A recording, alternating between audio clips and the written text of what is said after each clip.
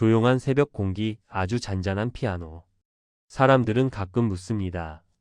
요즘은 좀 어떠세요? 그럴 때면 늘 같은 대답이 나옵니다. 괜찮다고요. 별일 없다고요. 잠시 호흡. 새벽 5시. 노원구의 오래된 아파트. 아직 해도 뜨지 않은 시간입니다. 박영자 씨의 하루는 언제나 이 시간에 시작됩니다. 알람이 울리기도 전에 눈을 뜹니다. 몸이 먼저 기억한 시간이죠. 교사로 살던 시절부터 수십 년간 이어진 습관입니다.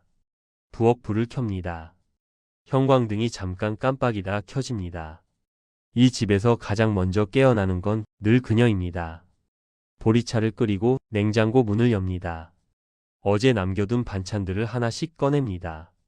김치는 조금 쉬었고 멸치는 짜네요. 오늘은 병원도 가야 합니다. 무릎 물리치료 예약이 있는 날이죠. 은퇴한 지는 벌써 10년. 하지만 하루는 여전히 시간표처럼 흘러갑니다. 전화 진동음. 엄마 일어났어요? 응. 방금 일어났지. 오늘 병원 간다면서요? 끝나면 바로 집에 가요. 괜히 돌아다니지 말고. 그래. 알았다. 아들은 늘 이렇게 말합니다. 걱정인 걸 압니다. 나쁜 말은 아닙니다. 그런데도 통화를 끊고 나면 집안이 더 조용해집니다. TV를 켭니다. 습관처럼 리모컨을 누릅니다. 아침 뉴스가 지나가고 익숙한 프로그램들이 흘러갑니다. 그러다 화면이 바뀝니다. 한 또래 여성이 화면 속에 앉아 있습니다. 머리는 희끗하고 말투는 느립니다. 그런데 그 사람은 웃으면서 말합니다. TV 속 시니어 여성 잔잔하게. 이 나이에 처음 해보는 게 많네요. 그래도 제 얘기니까요. 박영자 씨는 리모컨을 내려놓습니다. 자기도 모르게 화면에 시선을 고정합니다.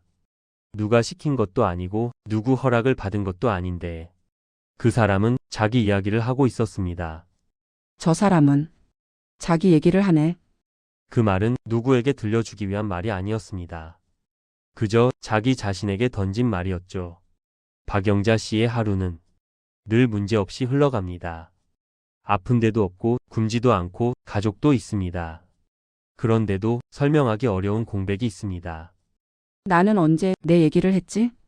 아이들 이야기, 남편 이야기, 부모 이야기. 그 사이에서 자기 얘기는 늘 뒤로 밀렸습니다. 괜찮은 하루라고 믿으며 살아온 시간. 하지만 마음 어딘가에서 아주 작은 균열이 생깁니다. 아직 아프지는 않습니다. 다만 처음으로 이런 생각이 듭니다. 이렇게 살아도 정말 괜찮은 걸까? 박영자 씨는 아직 모릅니다. 이 질문 하나가 그녀의 인생을 조금씩 다른 방향으로 움직이게 될 줄은. 아침 시장 소리, 사람들 웅성거림. 사람이 많은 곳에 나가면 세상이 아직 살아있다는 느낌이 듭니다. 노원구 재래시장. 박영자 씨는 늘 다니던 길로 걷습니다. 단골 반찬 가게, 과일 좌판, 익숙한 얼굴들. 이곳에서는 누가 누구인지 묻지 않아도 됩니다. 그저 왔어요. 그 한마디면 충분하죠. 어머님, 잠깐만요. 박영자 걸음을 멈춤. 네? 저요? 소연 밝지만 조심스럽게. 말씀하시는 거 듣다가요. 목소리가 너무 좋으셔서요. 박영자 씨는 무슨 말인지 바로 이해하지 못합니다. 목소리가 좋다니요? 그 말은 평생 한 번도 들어본 적 없는 말이었습니다. 제가요? 네. 말투도 그렇고 말씀하시는 내용도요. 혹시 촬영 한번 해보실 생각 없으세요? 시장 소음이 순간 멀어짐. 촬영. 그 단어가 귀에 걸립니다. 카메라. 유튜브. 그건 늘 TV 속 이야기였습니다. 아니요, 아니요. 제가 그런 걸 어떻게 해요? 어머님이어서 더 좋은 거예요. 꾸미지 않은 이야기요. 박영자 난처한 웃음. 집으로 돌아오는 길. 그 말이 자꾸 맴돕니다. 어머님이어서 더 좋다. 그 말이 칭찬인지 부담인지 알 수가 없습니다. 며칠 뒤 소연은 정말로 연락을 합니다. 작은 휴대폰 화면 속 얼굴. 젊고 빠르고 자신 있어 보입니다. 소연 영상통화. 어머님, 진짜 한 번만 해봐요. 싫으시면 바로 그만두셔도 되고요. 내가 뭘 말을 해야 할지도 모르겠는데. 그냥 사는 얘기요. 어머님 인생이요. 박영자 말문이 막힘. 인생 이야기. 그 말 앞에서 박영자 씨는 처음으로 망설입니다. 촬영 당일. 카메라, 마이크, 삼각대, 작은 거실이 갑자기 낯선 공간이 됩니다. 편하게 하세요. 카메라는 신경 쓰지 마시고요. 카메라 빨간 불 켜짐. 하지만 빨간 불은 자꾸 눈에 들어옵니다. 입이 마릅니다. 말이 생각나지 않습니다. 어머님, 오늘 하루 어땠는지부터 말씀해 주실래요? 침묵, 그냥 별일은 없었어요. 긴 정적. 그 한마디 뒤에 말이 이어지지 않습니다. 머릿속이 하얘집니다. 촬영 중단. 괜찮아요, 어머님. 처음엔 다 그래요. 그날 저녁 전화벨. 엄마, 그거 진짜 하는 거예요? 그냥 한번 해보는 거야. 엄마 인생 망신시키지 마요. 그 나이에 누가 봐요? 박영자 말문 막힘. 아들의 말은 날카롭지 않았습니다. 그래서 더 아팠습니다. 그래. 그만할게. 전화 종료. 카메라는 꺼졌고 집은 다시 조용해졌습니다. 괜히 해본 것 같다는 생각. 역시 나는 안 되는 사람이라는 생각. 새로운 세계는 늘 이렇게 무례하게 다가옵니다. 준비되지 않은 사람에게 기회처럼 보이지 않고 상처처럼 남습니다. 박영자 씨는 아직 모릅니다. 이 좌절이 다시 일어서기 위한 첫 번째 바닥이라는 걸. 아주 조용한 방, 스마트폰 알림음. 사람은 기대하지 않았다고 말할 때 사실은 조금 기대하고 있었던 겁니다. 그래야 실망도 하죠. 업로드 버튼을 누른 지 사흘째. 박영자 씨는 아침마다 휴대폰을 켭니다. 조회수, 좋아요, 댓글, 조회수 17. 숫자가 잘못 보인 건 아닙니다. 다시 봐도 17입니다. 천천히. 내레이션. 누군가에게는 아무것도 아닌 숫자. 하지만 박영자 씨에게는 세상에서 가장 크게 보이는 숫자입니다. 알림음. 댓글 하나가 달렸습니다. 나이 먹고 왜 나대냐. 짧은 문장. 설명도 이유도 없습니다. 지우면 됩니다. 안 보면 됩니다. 그런데도 자꾸 다시 읽게 됩니다. 마치 그 말이 자기 마음속에 있던 말을 대신 써준 것처럼. 집안 무거운 공기. 그날 저녁 아들이 찾아옵니다. 표정이 굳어 있습니다. 엄마, 댓글 봤어요? 봤다. 이럴 줄 알았어요. 그래서 말렸잖아요. 조금 격해짐. 엄마 인생엔 책임져 줄 사람 없어요. 사람들 말이 다 그래요. 그럼 나는 언제까지 가만히 있어야 하니? 가만히 있으라는 게 아니라 그럼 왜 내가 뭘 하려고 하면 다들 말려. 말다툼은 크게 번지지 않았습니다. 그럴 필요도 없었죠. 이미 서로의 말이 서로를 다치게 했으니까요. 문 닫히는 소리. 집에 혼자 남은 밤. 박영자 씨는 짐을 챙깁니다. 아무에게도 말하지 않고 양평으로 내려갑니다.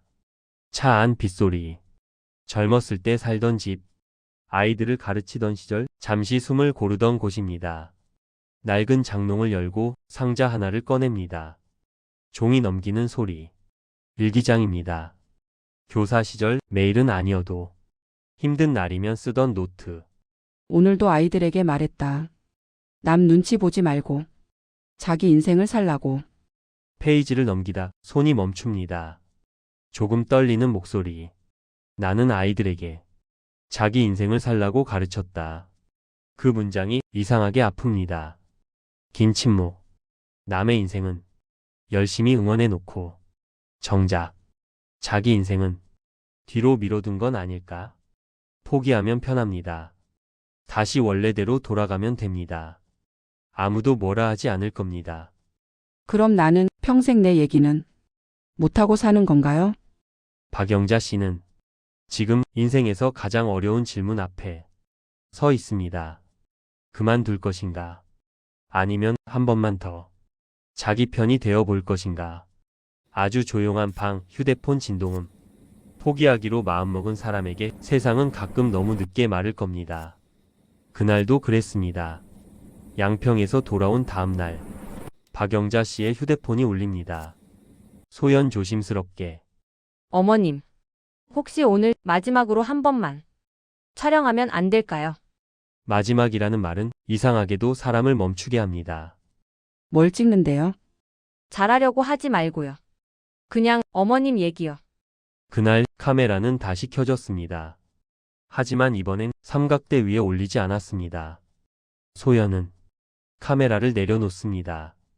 오늘은 카메라 없는 것처럼 하세요.